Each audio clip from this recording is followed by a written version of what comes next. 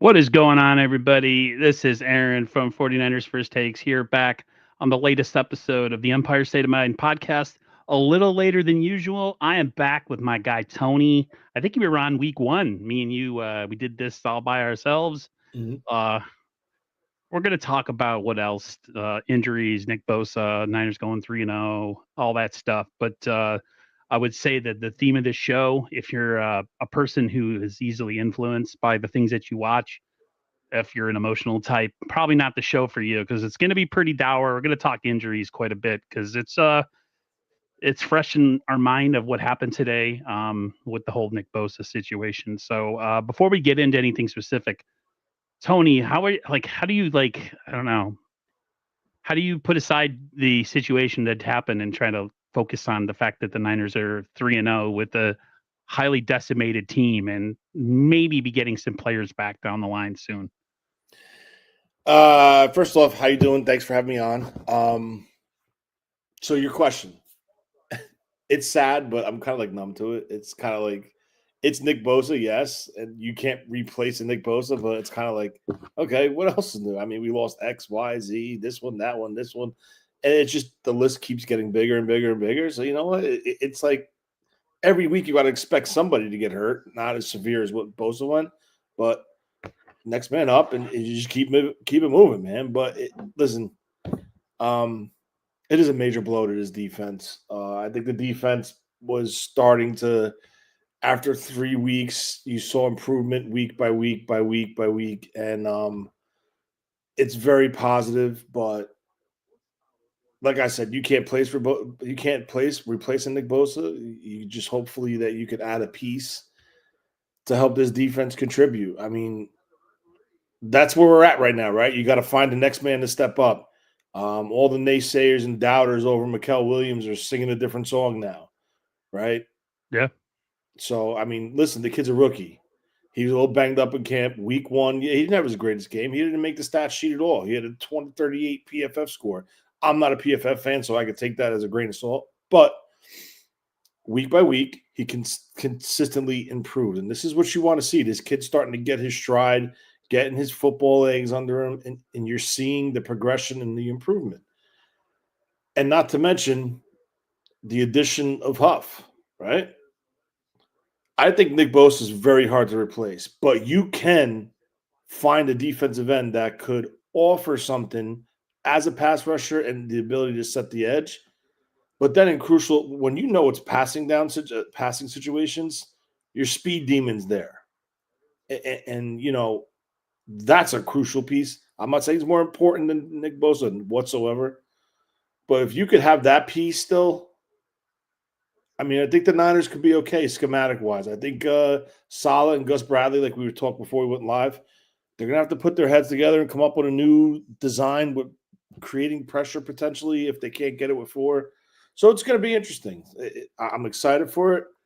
Um, the Niners are always injured, so it's kind of like if they don't get injured, it's like, whoa, what's going on? I feel like uh I feel like it's a ticking time bomb sometimes with these guys when they're on the field. I don't know, just especially the way Bosa plays. Bosa plays at such a physical pace. After every game, he looks like he's been through a war, so to speak. So, he, him getting dinged up and having issues like last year, I think it was an oblique situation, Yep. not out of the realm of possibilities. But this really, to me, puts a damper on things just because of, coming into this year, our roster was what it was. We had to let a lot of people go. There's a lot of turnover. There's not a lot of depth, strong depth. So, we talked about this.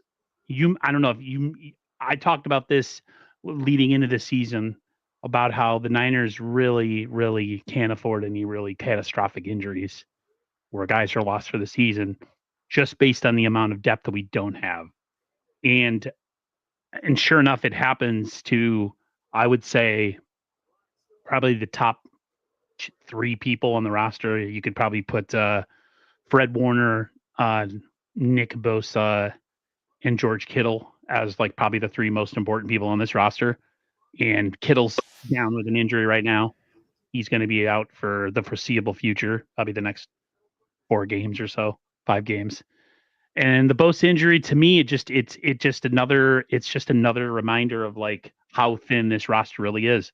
Um, I do feel better though, like you said, the fact that Salah's here and Gus Bradley's here, and the Niners, I know schematically will figure out a way to make up for the loss of Nick Bosa. You're not going to make up for him, can't like it's not going to happen.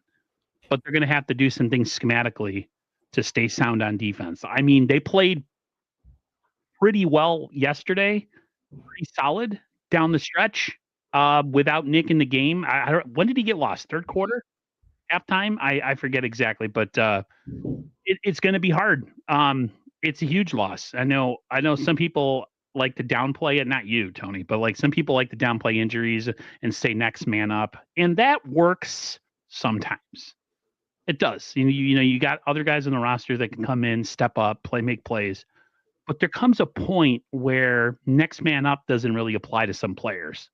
And I think one of those players is Kittle, and another one of those players is Warner and Bosa. Yes, a literal next man up in the depth chart is going to happen.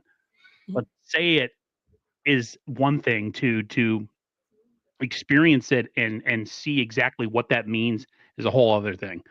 You can replace Bosa with a bunch of people and a bunch of production from different guys, but the actual player and what he does for this team and what he unlocks on defense, I think, is a whole different situation. 100%. And I just want to pause and take a step back and just give credit, because there's a lot of other content creators on the regular that just continue to trash this organization in how they bring in players, the type of players they bring in, how they go about bringing these players in. And I just got to be honest with you, right? Like you said, Brock Purdy, Brandon Ayuk, George Kittle, now Nick Bosa, who went out early in that game. The 49ers are 3-0. Crazy. They're 3-0. And they're with players that are being plucked, whether it's undrafted free agents, whether it's draft picks, whether it's coming off of other other rosters. And the continuous knocking of the Lynch, the Shanahan, the administration. This team's going to be terrible without Adam Peters now. They won't know how to draft. Was it a coincidence? Now, all of a sudden, they had 2 great draft picks. And I'm not knocking Adam Peters. Maybe they just changed their philosophy on how they go about analyzing and doing their evaluations on players. Who knows? We will never be privy to that information. But the San Francisco 49ers, as of what's today's date? I don't even know what the freaking date is. It's September 22nd, 2026. September 22nd, 2026 are 3-0, and they're in first place of the NFC West with 2 divisional wins. Guys, it's pretty important. They just keep fighting. They are being challenged right before our eyes, and it just seems like the next man up is doing their job and contributing. Right? Someone put in here, Tungus is developing nicely. I heard a content creator say, "How the hell do you keep Jake Tungus on your roster? Who the hell is Jake Tungus?" Well, guess what? If it wasn't for Jake Tungus, they would have lost to Seattle. Yep. Okay. There's a lot of players on this roster right now. I'm trying to find the list. There's another thing I wanted to bring up because there is some other injuries that are happening. But yeah, as of now, I think the 49ers, and I'll say this, I agree with you, is there's a sense of like, man, we did all this with so many players missing. And when we get a bunch of guys back, how much different can things be? How much better can things get? And I feel that I'm trying to find the list. I apparently didn't, but it just had a list of a couple guys that are hurt. Yeah, I'm beyond ecstatic that they won the last 2 games or 3 games based on the roster that they have right now. But boy, oh boy, I feel like, okay, this is it. This is the stopping point. No more injured players. We need to somehow stem the tide from this point forward and figure out a way to not have any more guys go down. Because I feel that the current defense, based on having Salah in as defense coordinator and with the returning guys on offense, I still think this team has a chance to be competitive and still has a Yes. chance to make the playoffs. I will say this though. People want to knock me for being really hard on the Niners because of the injuries and maybe having issues with, the strength coach or this or that. There is going to come a point in time, Tony, where like if you lose a certain amount of guys, really important guys, you have to really start adjusting your expectations. Like you have to be real with yourself when it comes to a fan about exactly what do you expect. If this team was a fringe wild card team this year based on all the roster turnover, right? And lack of certain stars leaving to go to other teams, when you start to take away other paces to an already thin roster, you have to eventually start to I'm not saying that you have to give up and be like, oh, the Niners are they're going to miss the playoffs, who cares, I don't want to watch any more games. Not what I'm saying. I'm just saying, like, as a fan, I am personally adjusting my expectations going forward with things currently the way they are. I don't know if you're thinking the same way. Like, Bosa's a big deal. You lose a Warner, that could be a big deal. You lose a Kittle for the rest of the season, that's a big deal. Those things, when they start to add up, you have to really start to look and say, does this team have what it takes to win a playoff game, let alone get there? So um, the Bosa one really hurts. They are really fortunate that they have a built-in kind of safety net with Salah, but no more injuries. No more. You know, again, and I'm going to be very clear what I say and what I'm about to say. You cannot replace a Nick Bosa. No. Zero. But I will tell you this. In 2020, when Bosa tore his other ACL, Robert Saleh developed Kerry Hyder into a 9-sack defensive end. Yes, he did. So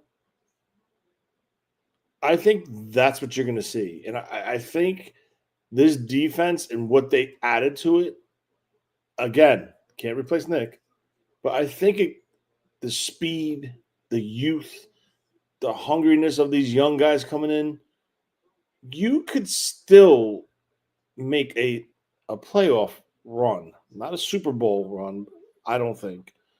But there's a possibility they can get hot at the right time and get healthy at the right time. And maybe they call a team that's totally knocked out of the playoff contention that might be willing to move a guy on the last year of his deal for a low compensation pick. Like, Right. and add another piece as an edge rusher. I mean, listen, I don't think the 49ers are desperate right now. No. I think they do have a guy that's on the practice squad, Gibson, who could contribute as a pass rusher, a rotational piece, with Okwanu, with Williams, with Huff. There are pieces here. Again, I'm not saying they're going to be better. I'm just saying you're going to have bodies there to contribute, just like they did with Kerry Hyder with 9 sacks in 2020. There is Is it a guarantee? No. I no. just think it's the perfect situation of the schedule that they have, the coaching Yes. staff that they built, and the talent that they have on the roster that's healthy and that's going to be coming back as the year goes forward. Do you agree that the offense hasn't done the defense any favors so far this year with just how and that's that. I mean, look, all the injuries, I mean, Kittle, no Demarcus Robinson, no Ayuk, no Juwan Jennings yesterday. It was really the Ricky Pearsall's Christian McCaffrey show yesterday. They carried this team. Heck, you can even say Kyle Juszczyk. He participated in it yesterday. I always have some issues with how much they pay him, but that's a whole other discussion.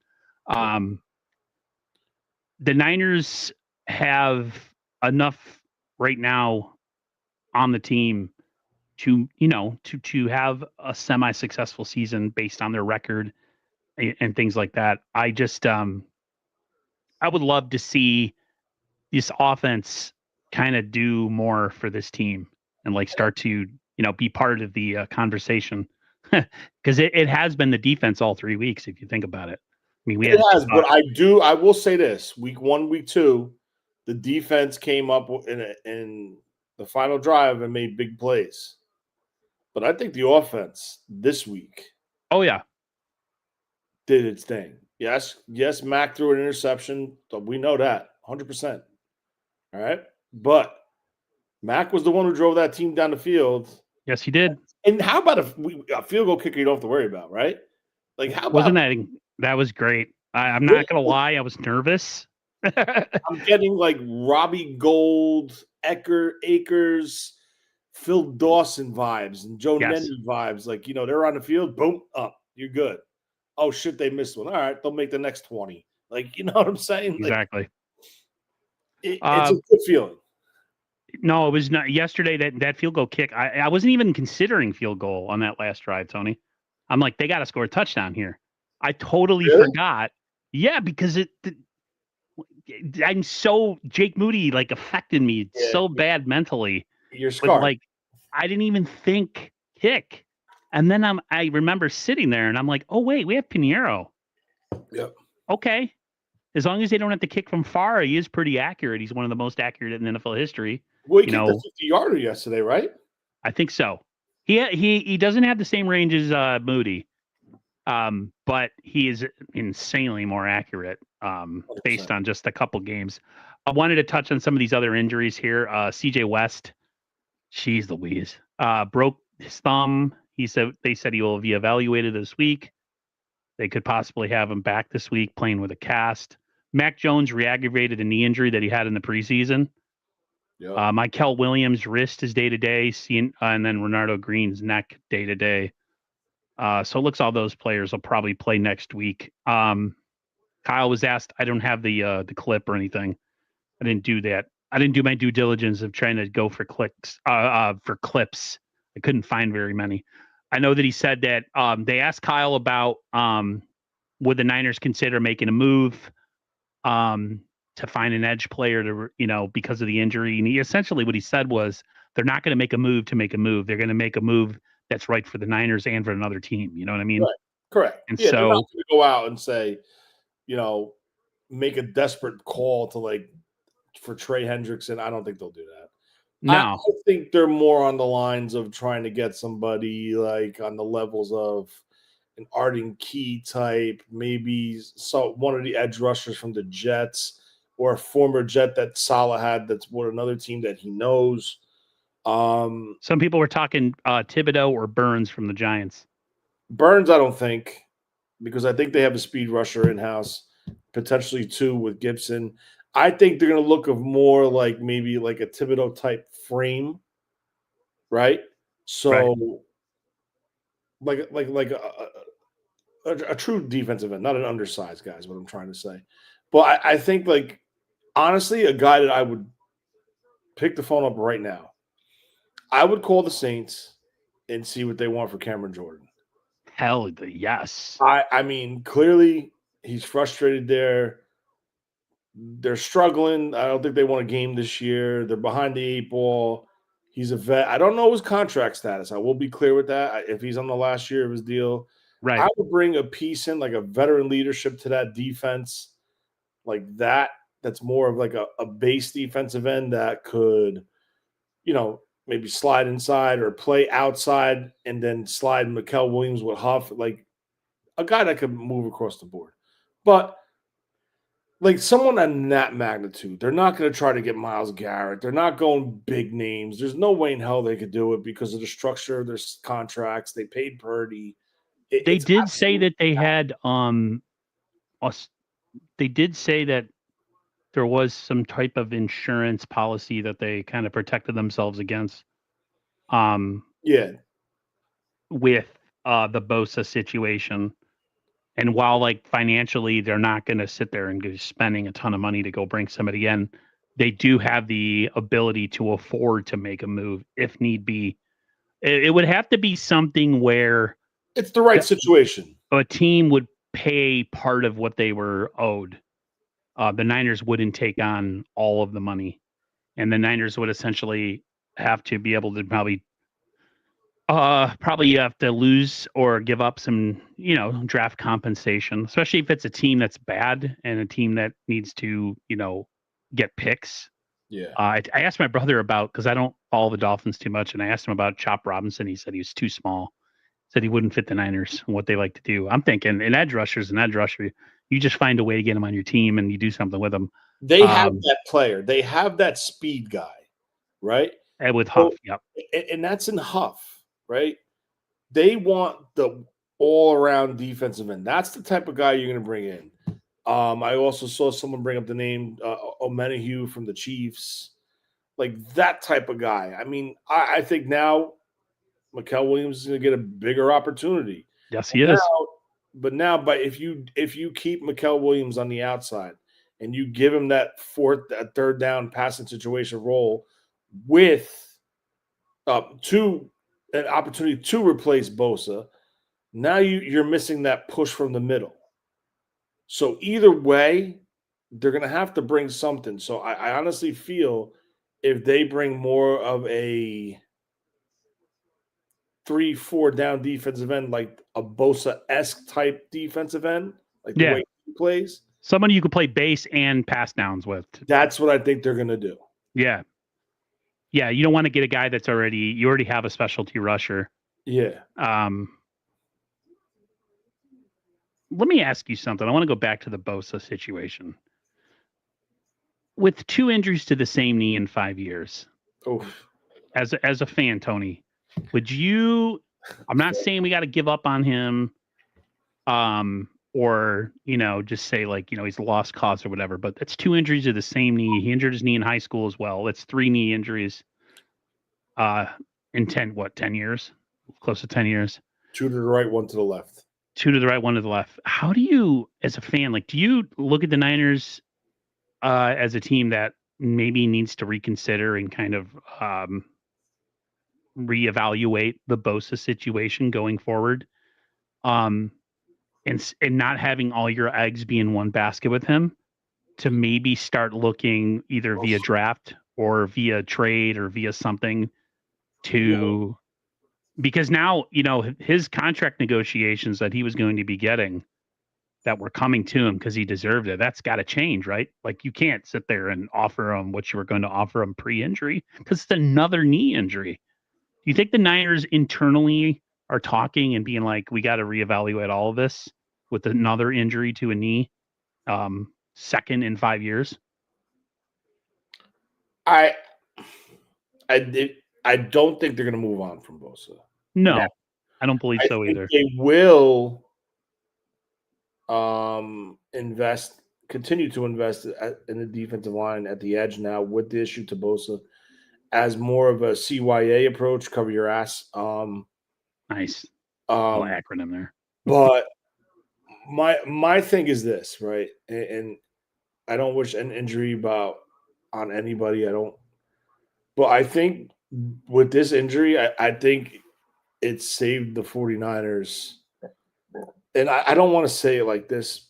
No, I know what you're trying to say, and I feel the same way. This could have been the next holdout next year if he had if he had anywhere between a 15 to 20 sack season. The Bosas want money. They're all about money. Yep, they are. They're tough to deal with financially with contract extensions and structures. So you knew what would have been coming. Yep. In the offseason of 2026. So, again, I'd rather have Bosa and deal with that problem, but it pushed it down the road a year now, potentially. All right. So, again, and I'm not saying I'm happy. Please don't think that, but you know it's coming. If you had a productive year, the way they operate, the Niners reward their players. They're not like the Patriots who used to just trade guys. Like, they draft a guy, he'd be productive, they trade him, they draft somebody else. Like 100%. The Niners actually give back to the players that give to them. This is my thought, and I know this is going to be like for some people, but like the Niners got to think about the future. They can't reinvest as much money back into him. It would be irresponsible to do that. So to me, the Niners got to start looking to a plan B with this, whether that would be him on a reduced rate, moving him if he doesn't want to take a pay cut, and figuring out a way to with the money they're going to save on him, maybe really investing into the D line, like kind of spreading the money over more than one player. I know that sounds like something you do in Madden, like, oh, we'll just take the money and we'll spread it and we'll get like 3 guys. And what I'm saying is like there has to be already in their mind. Like, you can't just be like, oh, we're going to have him back in 2026 and everything's going to be back to normal. Like, no way. That'd be irresponsible as hell as a front office. Well, I'll tell you this in defense of Bosa. I will tell you this. If the reports are it was an absolute clean tear with Clean tear. no other structural damage. So this is the perfect situation you want if you're going to lose somebody with an ACL. 100% textbook situation that you want. He's probably going to go to Neil Albatross in LA, who's excellent with ACLs and Achilles and all that stuff. He's an excellent orthopedic surgeon, very well renowned, works on top-notch athletes, and has a great track record with recoveries and performance off the surgeries. That's a second thing. The third thing, his commitment and work ethic and how he rehabs and his dietary side of it. I'm not worried about Nick Bosa whatsoever. He will be back. He will be ready, and he will perform. It's just now the question turns from durability in the long term because he's not getting younger. But he will get his ass back to where he is, if not better, because he did it 3 times. Well, twice. This will be the 3rd time. So that's where I'm at with that. And I do think the 49ers will CYA, like I said before, and they will invest and continue to try to develop edge rushers. So if there comes a situation a year from now where, hey, I'm looking for an extension, I want more money, they'll be covered if they do need to make a decision. But if I was the 49ers, and I don't think the Bosas would go for something like this, you want the money, we're going to go incentive laden. You'll have the opportunity to make an additional $10 million a year if you get 18 and a half sacks or more. You get $5 million if you win a Super Bowl. That it's going to be that way. That would be my approach as far as what a new contract would look like. But again, they're a nightmare to deal with. Welcome to the party, James. How are you doing, man? Pretty good. Pretty good. This is Tony. What's up, James? How are you? Nice to meet you, Tony. How are you doing, man? James was on the show last year, and then with the timing, Tony knows that we were talking about the off screen about the ridiculous, like, just never can get it right with schedule and timing and stuff. Well, I mean, we're all grown adults. We all got lives, you know. It's a crazy schedule sometimes, you know, but we make it work, you know. Try our best. Yep. How are you feeling about the Bosa situation, man? It sucks. It definitely sucks. But at the same time, I'm really excited about this defensive line because of Huff. Huff has been such a bright spot. When we got him, I knew he had potential because, you know, he was on the Eagles. He didn't really have the shine he could have had because they have a huge line with a bunch of stars. But he's also playing out of position too over there, playing in a 3-4 instead of a 4-3. Exactly, and now he's in a 4-3, and he has plenty of time to get better with our team because now Bosa's out, and just Michael Williams. You know, I got worried when he left the field, but I just feel way better about our defense all in all, just because of Salah. I mean, it just shows the coaching, the schemes, the pressure. I mean, everything is completely different than last year. So with Bosa, it stinks, but at the same time, when I saw him give the thumbs down, I just knew something was up, and I think we all did when we saw that. But at the same time, this defensive line has a lot of promise, so I think we'll be all right. Yeah. We've been talking a lot about injury, and we were talking about, you know, how much like other players are going to have to step up in his absence. One of the topics that I had written down here was just the fact that like the Niners got a lot of contributions yesterday from people, all over them. Michael Williams played well. He had an injured wrist. He came back. Upton Stout, much maligned, right? Struggled week one. He's been picked on just like Ronaldo Green. Comes up with an amazing pass breakup, gets the Niners the ball back, and then we know what the offense did. Warner and Winters. Here's a guy. Here's a guy. Sound like Chris Collinsworth. Here's a guy like who totally didn't have the highest. I wasn't the biggest fan of Winters coming in this year. I'm thinking, oh man, Martin's not looking good, and maybe he's not going to be the guy. He struggled in the first preseason game, and I'm like, great, the Niners are screwed. They don't have a replacement. All of a sudden, linebacker is one of their deepest positions on their team.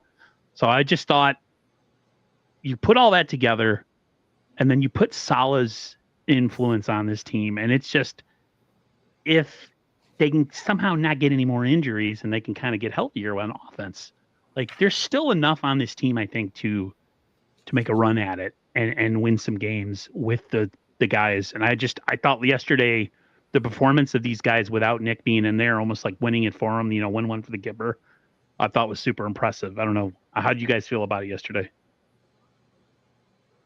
Good. Go ahead, Tony. No, go ahead. I spoke before. Go ahead. You can talk. Right. Yeah, I just, like you're saying, I think D Winters has been such an amazing, just a surprise this year, because the thing, when I first looked at him, I saw undersized linebacker. He was fast, but was he going to be able to tackle these speedy wide receivers, these guys, guys like DK Metcalf, these huge wide receivers? And he's shown that he can break away. He can play in coverage just with Fred Warner. And the best thing about this, I think the difference between him and Dre Greenlaw is that Dre, yes, he was great in coverage, but this guy has the same speed Fred Warner has in some ways, where there will be a wide receiver on a screen, a running back on a screen, across the field. He will be on that guy, right on the guy, just like Fred Warner does. And I love that, because now Fred Warner, he can be on a tight end. He can be off, any hitch route that's right in the middle of the field.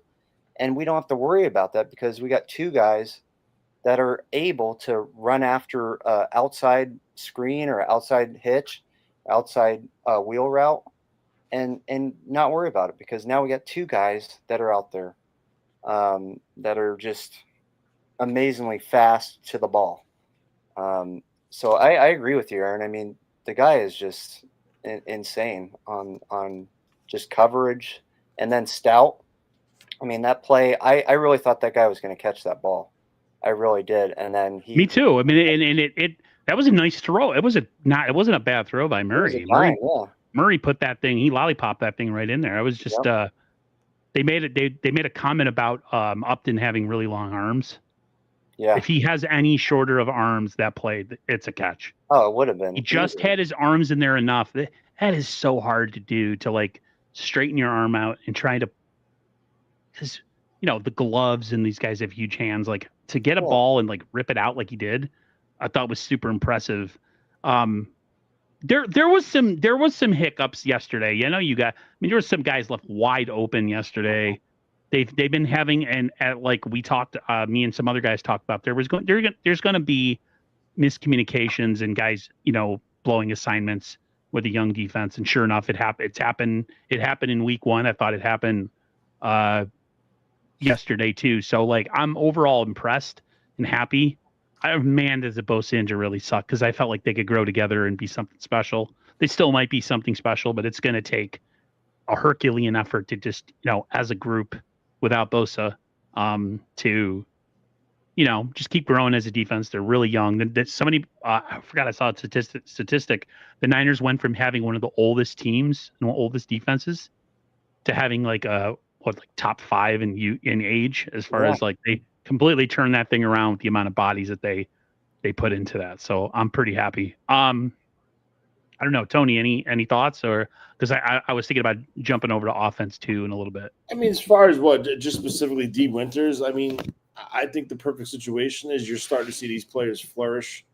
In my opinion, due to the coaching change.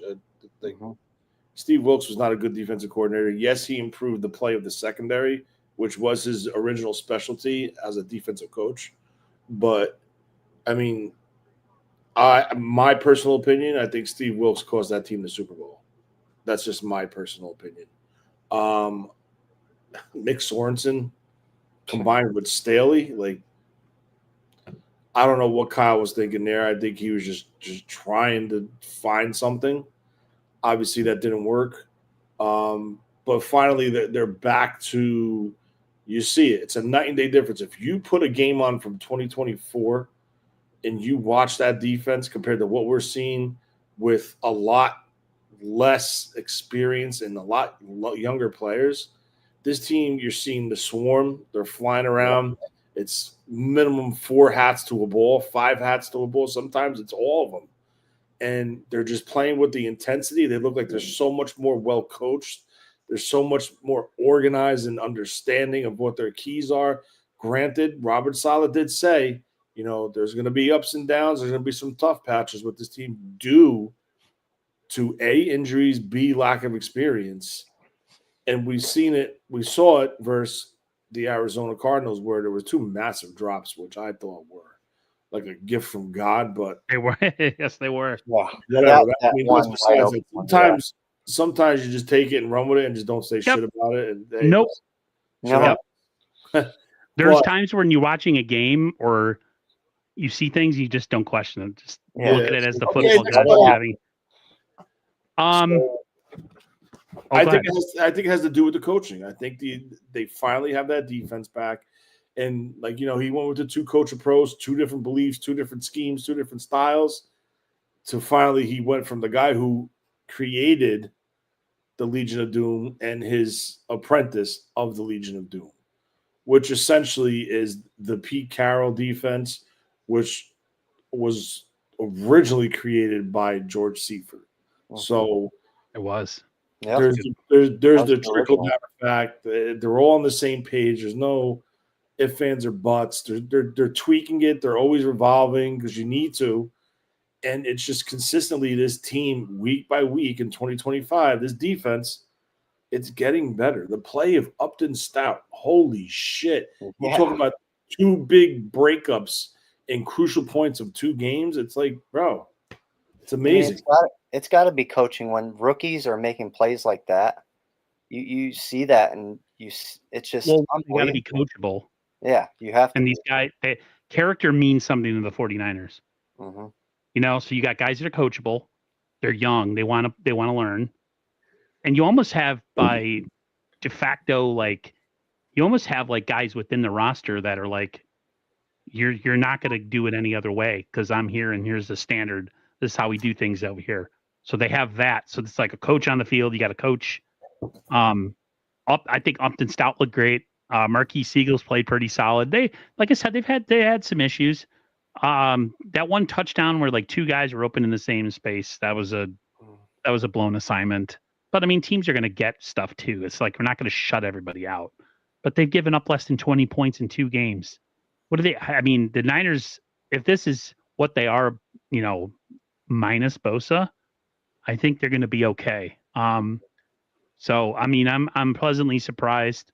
Michael Williams is playing well. CJ West, I hope that injury to his, the finger, he can get a cast on that thing and he'll be fine to go. Who else am I forgetting right now? Defensive tackle, number 95. We drafted, not 95, 99. I know who you're thinking of, and I can't think of his name either. Who's our rookie? Collins. Alfred Collins. Yeah. I mean, we're going to need more from him. He's been kind of in and out here or there as a player. Yeah, but Aaron, that's a guy from day one, from week 1, has improved significantly week by week. He's getting better. All of them are getting better, and that's scary. Mm-hmm. And this is going to be, and it's going to. I think without Bosa, it's going to make them be better as a team because they're doing this without kind of their fallback guy. You know what I mean? Sometimes as a youngster, you have the ability to kind of depend on veterans to save your ass. But when you don't have that convenience there and it's all up to you and what you're doing, I think that's really important, and I think it'll serve them well down the line. Well, Um, the other thing they were talking about too is Michael Williams, and not in this game, but the last one, was taking a lot of double teams. I mean, there are two guys guarding him, and there's way more openings this year because our guys are doing that. They are mixing it up. They're getting two blockers on him. They're doing things where corners, safeties, our linebackers can just get through to the quarterback finally. That's all the things we were missing last year. It was just go four, go four, go four last year, just four up, and that was it. Now we have all these kind of different openings that we didn't have last year. And with Collins, I saw something weird during the game last game. He was pushing up against one of the, I think it was a center, and right next to him was oh gosh, now I can't think of it. It was Kalia Davis. And Kalia Davis straight pancaked the guard. I mean, he destroyed the guard. But the thing I saw Collins do, which was pretty cool, he was still pushing on this guy, but he dropped back a little bit. And I haven't seen some of our rookies do that in a while, or at least defensive tackles. He was watching the quarterback the whole time. And that's what I like to see, is when these young guys are not just worried about, okay, I got to bulldoze this guy. No, watch the freaking quarterback and see where he's going to throw that ball, because you can block it. You can at least see where the running back is. Maybe it's going to be a screen. I like seeing that, you know. Offensively, we haven't talked much. I wanted to change gears here. We had Pearsall, 8 catches, 117 yards, 11 targets.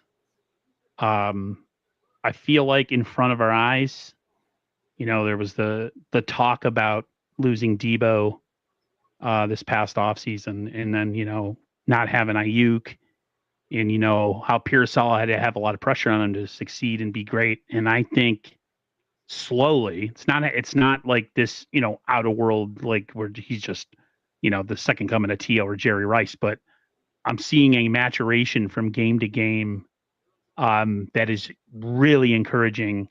And he made a clutch catch yesterday. And he's just solid. He's a hand catcher. He's not a body catcher. He's very much like starting to become really dependable, which is awesome. And I look at him and I think of having IU come back and Demarcus Robinson be back, and possibly having Juwan Jennings and Kittle when he comes back, if that all works out. All of a sudden, like, because of his maturity and his ascension, now all of a sudden, if they can stay healthy offensively, they start to become really scary. I just wanted to get your guys' opinion on how you thought Pearsall looked yesterday. I thought he looked. I mean, that catch on fourth down was, he caught the ball, he got his feet down, and it was all like perfectly done. And I'm starting to now be like, protect this man at all costs, bubble wrap him, hurry up, and everybody else get back, because they have something here, and I don't want them to jeopardize that. Yeah. Guess we'll go. Yeah, I just think I think you're right, Aaron. Pearsall, last year with everything he went through, just to even play after that and play at a good level was amazing. The beginning of this season, I was pretty worried about this whole wide receiver situation, just because we had so much going on this year. I mean, getting Kendrick Bourne, I thought was okay because of Mac Jones being there. I mean, they have a connection, but it was just all over the place. And now that Pearsall has established himself as, at least right now, the wide receiver one, is a very good thing, because we really didn't know what was going to happen a few weeks ago. No we No had idea. no idea. I mean, Juwan could be a wide receiver one. Demarcus Robinson, when he came back, could have been at least a wide receiver 2. Now we're getting him back possibly this week. Is it this week? Yeah, this week. Yeah, they're gonna test to see where he is physically. So essentially, Ayuk's your X. Yeah. Ayuk's your X. Your number 2 would be Pearsall. Yeah. if you're slotting these guys the way they should be, Juwan Jennings is your number 3. Mm-hmm. And then who am I missing? Oh, So you have those. Valdez or Scantling. So I don't know how you would slot number 4, but your top 3 are Ayuk, Jennings, Pearsall. I thought Watkins was going to do something this year. I thought maybe Kyle would go against type and give this guy some run. He's hurt. That's not going to happen. So once guys come back and are healthy, things are going to slot out really well the way they should be. And then you add Kittle to the mix. McCaffrey's been really active. I hope they take a little bit off his plate once guys start coming back healthy. I don't know. Tony, how'd you feel about Pearsall this past game? Listen, I was a huge Pearsall fan when they took him out of Florida in the first round. We were a little, as a fan base, blindsided. A lot of teams said they had a second round grade on him, but if you're picking at 31, that means you're picking at 62, and he's not going to be there. So sometimes you just got to stick with your beliefs and your backgrounds and due diligence and your board, and you take the player that you want. And the number one thing about Ricky Pearsall when he was at Florida, and because I'm a Florida State fan, so I watch Florida play regularly, so he had the ability to just create separation in his route running, not speed, but route running. Great solid hands, high point the ball. Like he was a good wide receiver at Florida. Like there's no doubt about it. Now, was he your typical wide receiver, 6'3", 220, 4'4", sub 4'4" speed? Like, maybe not. But the 49ers have the ability to get people that do what they want to, that could do what they want that position to do in the draft. So, yes, there was a better wide receiver available probably, but that better wide receiver, just because he's better in your draft guides, doesn't mean he's a better fit for the 49ers and what they look for. So, I think Ricky's developed. He finished very strong, and he came on very strong going into this season. And I think he's like a top 5 receiver right now statistically, or top 8 statistically right now in the NFL, which is phenomenal. People were knocking this guy off, saying he could barely be a slot wide receiver. He lines up all over the field. He learned every alignment, the X, the Y, the F, the Z, everything. He knows he can line up across the board, which is very tough to do in this offense. 100%. So, he could be everywhere. He's IQ, work ethic, ability, competitiveness. He's what you want. Yeah, you listen to him talk. He sounds like a good dude. Yeah, and he's very confident. I just want to make one point about because I got into an argument with somebody on Twitter about this. No way. No, I'm just kidding. A content creator seems to think Kyle doesn't know what he's doing with wide receivers. And there's better wide receivers on practice squads. There's better wide receivers on the market. There's better wide receivers that they could trade for on the NFL roster. And I'm saying to myself, you know what? He has a point. He's right. But are they better in the way that Kyle and what Kyle looks for in a wide receiver? Exactly. If you're not going to block, you're not going to play. Who are your top 2 blocking wide receivers that were available via free agency? Kendrick Bourne and Valdez Scantling. All right. Both have knowledge and backgrounds in this system. Valdez Scantling with Kubiak in Seattle, his time with the Packers, his time in New Orleans, I think. Last year, he was there for a couple games with Kubiak again. He knows the terminology. He knows the responsibility. He knows what is expected. He knows the formations, the alignments. He knows that. Yes, there could be a better wide receiver that is on a practice squad that you could pluck and bring to the 53. He ain't going to play next week. He don't know this system. Right. And that's why I 100% agreed when they signed. I said it. I said if they could sign Kendrick Bourne, I would go to New England, pick up Kendrick Bourne, drive him cross country, bring him to Santa Clara. Yeah. Because He knows what's expected. He blocks. He's that piece that is no longer there. And Debo, that swag guy, and he just look what he had yesterday. He had 5 catches for 48 yards or something, or 4 catches for 40. He had a big catch. He had a big catch on the final drive too. Look at what granted, Valdez Scantling, he's the first guy gone, I think, and followed by Russell Gage and all of them guys like that. But and I even think Sky Moore could be gone if they want to try to turn it over to Bergen. But I don't know. But I will tell you this: Robinson's back, effective today. Mm-hmm. It's a new week. He's off the suspension list. They're gonna have to make a corresponding move, obviously. You're gonna get Ayuk back. You're gonna get Watkins back. Watkins, like what you said, I think Watkins is a very talented wide receiver. And I'm telling you this from with Nothing But Niners. We had a full draft day coverage show. We streamed from the first pick to the last pick into undrafted free agency. So I myself made a Nothing But Niners full draft board. And Watkins was on my board, and I'm going to tell you why he was on my board. Because every time I went to go watch Trey Harris, I saw Watkins. Yeah, you were looking for somebody else, and somebody else was popping up on you. Yeah, so I'm watching Trey Harris, and I'm not going to lie, I was watching Dart too. But yeah, Dart, yeah. And I keep seeing Watkins. And then I forgot, was it Arkansas where he exploded for 8 catches, 255 yards, and 5 touchdowns? I said, holy shit. I said, this kid's got something. This kid it is something. And how they were able to draft him where they did. And, I watched the combine. He was probably the best wide receiver in the, what's that drill called? The gauntlet, where you're running down the 50-yard line, and you're catching balls from the right, left, and breaking up the sideline. He whizzed right through it. He's a hands catcher. He's not a body catcher. He just did things that I would try to focus on Harrison. And I'm like, but look at that.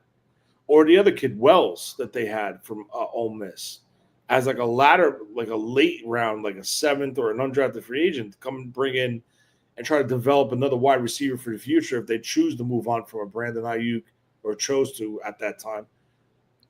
And my eye just kept catching Watkins. So I think the Niners got a hell of a ball player there.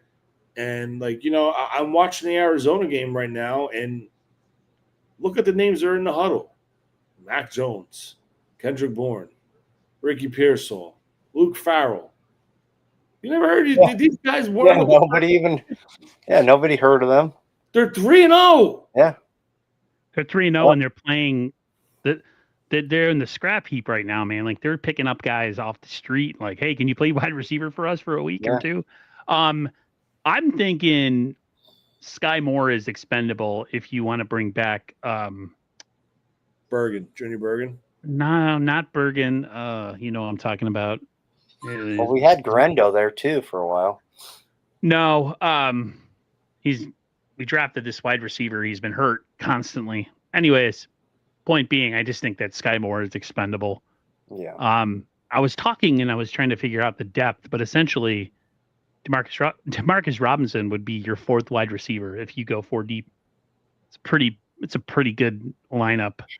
And Watkins to me looked incredible in the preseason. Who was that? I was talking with Sterling Bennett of 49er Access, and he just thinks I know who you're talking about, the kid from Arizona, who with the hamstring. Yes, I know who you're talking about. I think Jacob Cowing. Yeah, Cowing. I think Cowing has a chance. They're not going to give up on him yet, so maybe he becomes your punt returner. That's kind of his last-ditch effort to get anything going. But no, I was talking with 49er Access, Sterling Bennett, and he just thinks that it has nothing to do really with Watkins personally. It just that Kyle doesn't trust wide receivers that he drafts. He'll draft them, but they're always stashed all the time, or at least they try to stash them as good as possible. He'd be something of almost like a late season trade if he can somehow come onto the field late in the season and do some whatever. Maybe even he becomes a kick returner. But like I said, the Niners right now they're operating on bare minimum right now. But all of a sudden, at least offensively, I don't know what defensively is going to look like. But at least offensively, we literally said that about Pearsall last year. We literally said the same thing about Pearsall last year. Like Shanahan wasn't going to trust him. And he look at him doesn't. now. Shanahan doesn't trust certain He guys. It's just doesn't. his He method. doesn't. He really Shanahan doesn't. doesn't like to put because they run an intricate offense with a lot of verbiage and a lot of stuff, and they got to have Emotional, yeah. guys that can in game. They have to be able to compute all that stuff and still operate. If you're thinking and you're playing, you're not going to be at your best. No. So like Shanahan, it's more the mental with this offense. So once you get the mental part down, and if you have physical skill, you're going to succeed. And I feel like little by little, this is where Pearsall is starting. He has the mental part. He's a smart, extremely bright young individual. And it was just, he had a situation happen last year outside of in real life where, and it put him behind the 8 ball. And I think him doing what he's doing right now with literally nobody on the roster, if they can get some bodies back and they start adding to this, man, all of a sudden they go and they're like, whoa, now they're a really deep team, and they can offensively maybe take the cape off of Christian McCaffrey's back and start not using him as much, because I think they need him down the stretch. They got to get this running game going. We could talk all we want about the things that Niners are doing great, and in the past game with all that, but the running game has been absolutely dog water awful. Yeah. It's a combination, I think, of just poor offensive line play. It's a combination of defenses really sitting on the Niners right now because they don't have a lot of offensive threats in the past game. 100% what it is. I think defense are forcing San Francisco to throw the ball. Yep. And they're just stacking the box. They're running, they're doing run blitzes, stunts. They're forcing to put the ball in the quarterback's hands. And I'm just going to say this. I think Jake Brendel is an okay center. But if Jake Brendel has to go up against a guy that's shaded head up on him or outside shoulder of him, the Niners are not going to have success running the ball. He's not that type of center that could get pushed on a guy on an inside technique, on a zero tech, a one tech, or three tech, or a 0-1 or 2 tech. I don't see it, and that's where the lack of the push is. Yep. Well, I think once this team starts becoming healthy, like Kittle, Robinson, Watkins, and eventually Ayuk, when all these pieces come back, I think that's when you're going to see the run game, because I honestly think teams are saying we cannot let them run, because if they run, we're done, because then that's where the play action pass comes in, and it's going to be even harder to stop, because now CMC is going to be able to run the ball. So if they don't put that 5 to 6 to 7 man front inside the box and force them, I think teams know what would come at them. And when it comes to scheme, I'm sorry, I don't give a shit what anyone says.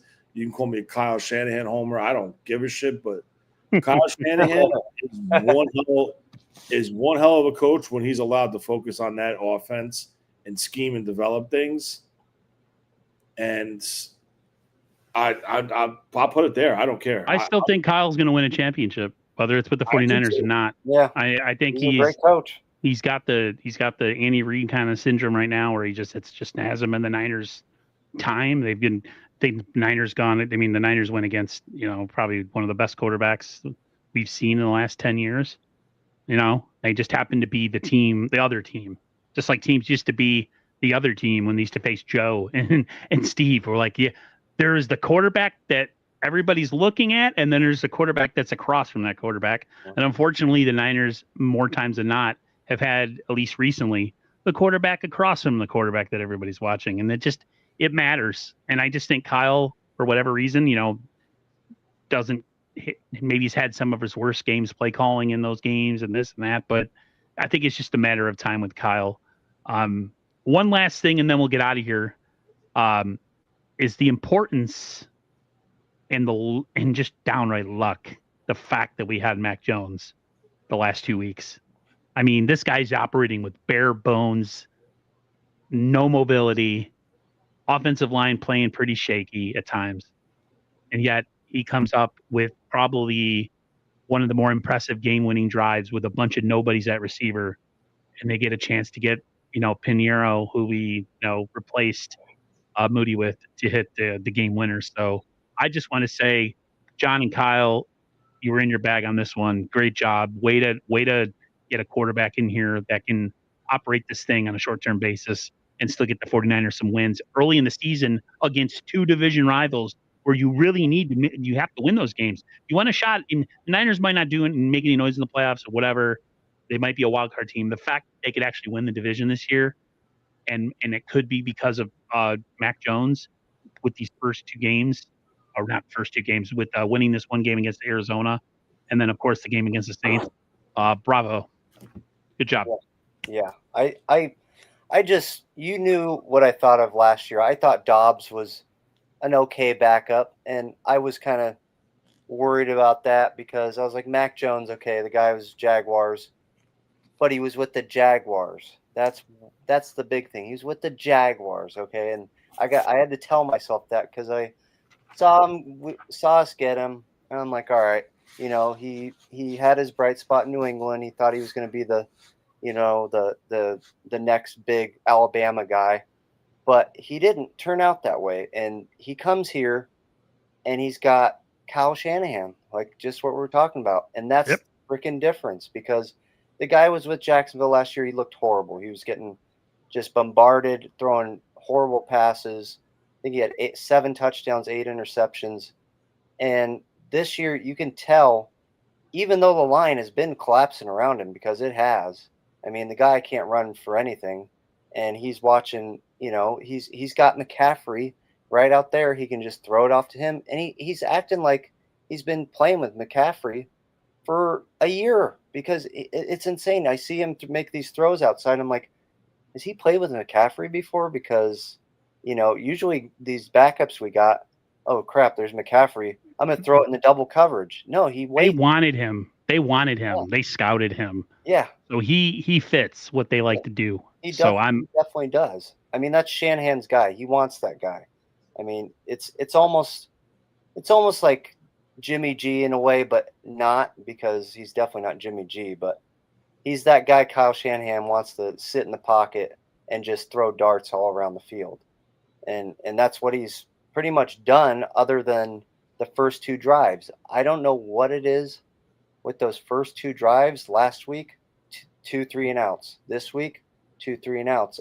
And then that third drive, for some reason, that's when Mac Jones just turns it on. I don't know what it is. Slow starter. That's all Kyle with his adjustments. And that's the difference between 24 and 25. Yep. He has the ability to sit and work on that iPad or whatever that's called, the switch, whatever. Yeah. To work on that and make the adjustments while the defense is on the field without him having to worry about it. And that is the main focal point. I think that was their main objective this offseason. And I think they paid Robert Saleh a shit ton of money. Yes, they did. And they should have. I'm telling you, like borderline head coach money, I think they paid him. This man's making bank from the Jets, and the Niners were like, please come to us. Yeah. We need you. Yep. I mean, and he's got it. Go ahead, Tony. I'm sorry. No, you're good. There's only one way Saleh wasn't getting this job. And, wasn't taking this job. It is if he got the Jacksonville job, from what I heard. And I heard this from somebody like in the industry. That was his goal. That's where he started. Not where he started, but that's where he came up. He loves Ziggy Wolf loved him. He loved Wolf. He wanted to be a part of that organization. And that was the one scenario where the 49er fans should have been really concerned about was that Jacksonville job. Once he takes so much work off of Kyle's hands that he doesn't have to worry about. 100%. And once they hired that guy, I forgot who they hired, but whatever. We're playing him next week. We'll see him. But Liam Cohen or something like that. But once they hired him, I said, that's it. He's coming here. And I said it. I said numerous times on Nothing But Niners, I said, guys, don't be surprised if Gus Bradley comes with him. Don't be surprised. And that's what happened. Gus Bradley came, and now you have one hell of a defense. Yep. Well, I just want to give one thing real quick because we're talking about Kyle, John, and all that stuff. The 49ers the fan base doesn't understand how good they have it with these two. All right. What is this, year 8 going on 9 for Kyle? Possibly. Yeah. They came here in 17. So yeah, nice. So not a lot of teams, not a lot of coaches and combinations in front office and GMs last this long. So the continuity is there. They work very well together, and like nobody was beating down the door to sign Mac Jones. All right. So what the 49ers are able to do, what they're very good at, is they identify players that could play their system. Again, not players that are the best available, but they knew, and I was adamant that they took Mac Jones in that draft. Not trading up to 3, but if they stood pat, I think they had 12 or 13, 12, I think they had. If they would have stood pat, and they could have had Mac Jones. And I still to this day think if they would have took Mac Jones, they would have been, things would have been a little bit different. I do think Mac Jones is limited, but I also think the 49ers are very frugal, and this is where Kyle and John come in. Yep. Right? Last year, they signed Sam Darnold to a 1-year deal. They learned from their lesson. They're getting a compensation pick this year for Sam Darnold. They signed him to a 2-year deal. They have control for him for 2 years.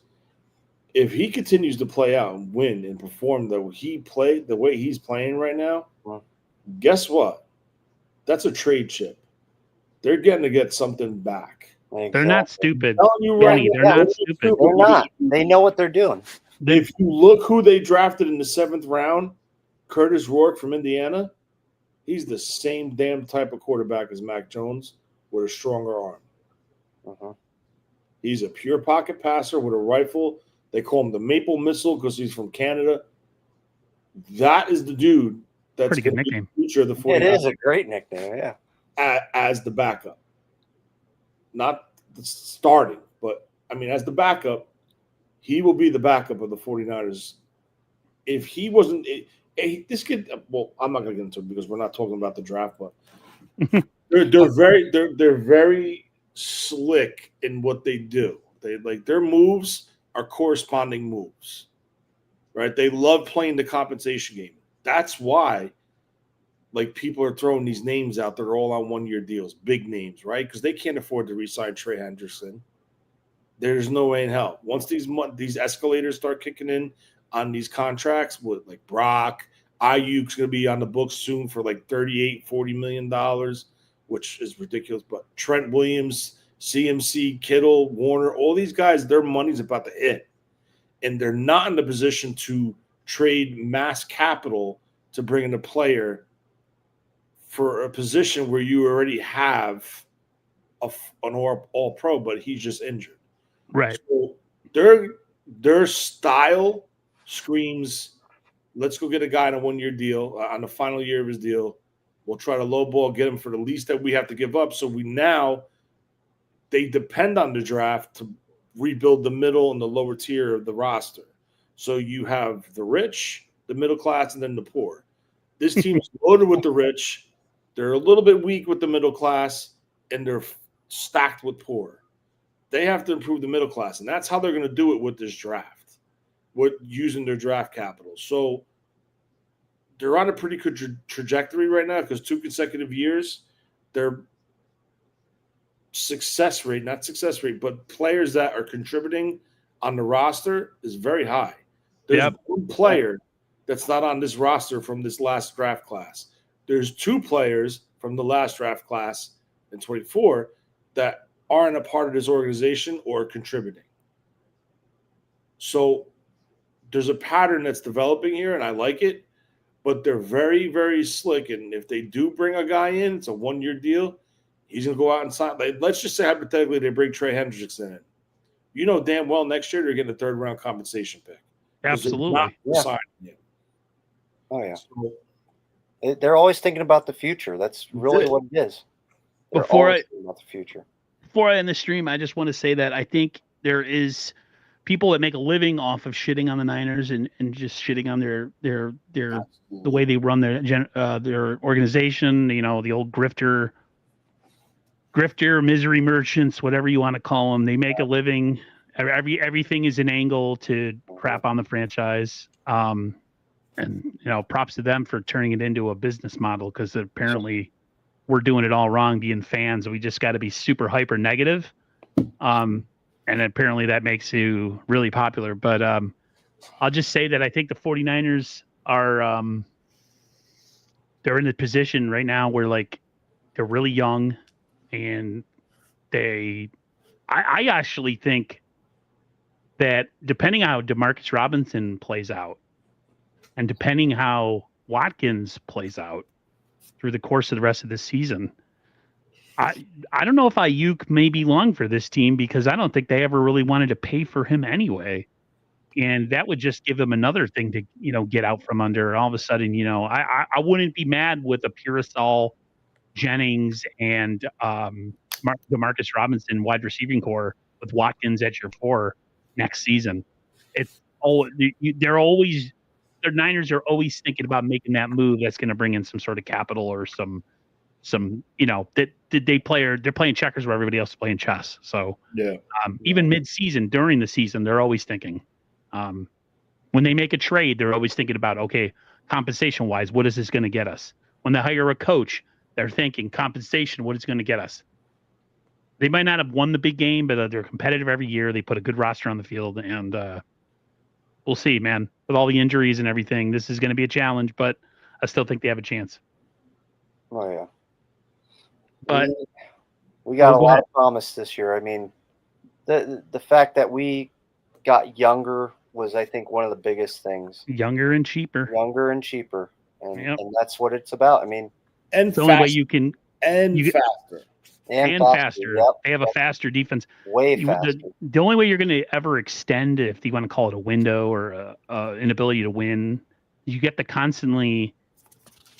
You pay the guys that deserve it, and then you have to use the rest of the roster and the draft to have cheaper. Like there's the Niners roster construction and the way they do things with their roster is genius. You know what I mean?